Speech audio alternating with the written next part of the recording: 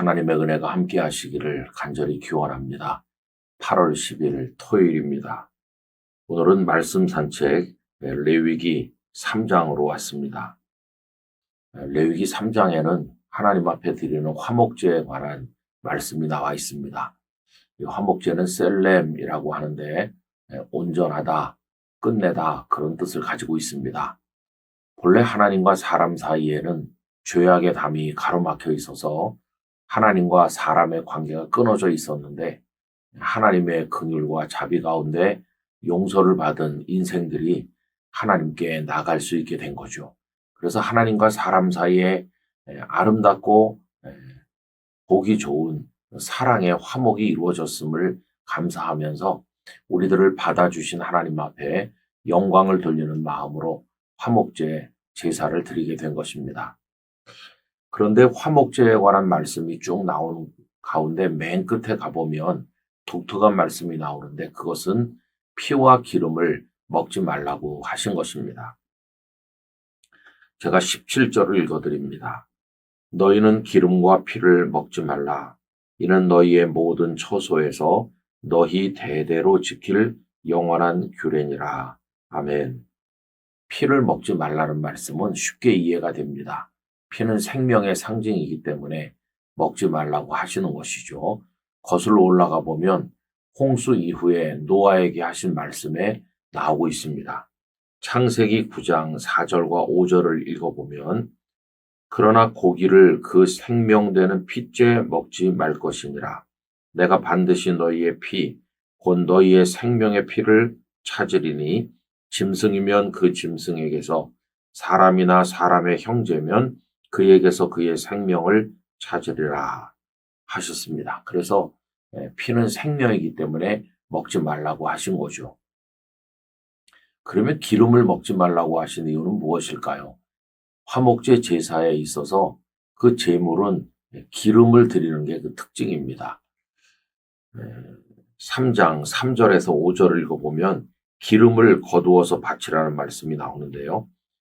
그는 또 그 화목제의 제물 중에서 여호와께 화제를 드릴지니 곧 내장에 덮인 기름과 내장에 붙은 모든 기름과 두 콩팥과 그 위의 기름 곧 허리 쪽에 있는 것과 간에 덮인 거풀을 콩팥과 함께 떼어낼 것이요 아론의 자손은 그것을 제단 위에 불 위에 있는 나무 위에 번제물 위에서 살을 찌니 이는 화제라 여호와께 향기로운 냄새니라 하셨습니다. 화목제 제물의 핵심은 기름이었다는 것을 알게 됩니다. 흔히 어떤 분들은 왜 기름을 먹지 말라고 하셨는가 하면 이 기름이 어떤 힘의 원천이기 때문에 먹지 말라고 하신 것이다 라고 생각하거나 하나님께 기름을 드리는 건데 사람이 그 기름을 먹어서야 되겠느냐 하나님의 몫이다 하는 이유 때문에 먹지 말라고 하신 것으로 이해하기도 합니다. 그러나 여러분 영적으로 이런 뜻도 있습니다. 의학적인 설명을 들어보면 기름진 것을 많이 먹는 건 몸에 해롭다는 거 우리 상식적으로 알고 있죠. 근데 하나님께서 그 기름을 받으신다는 겁니다.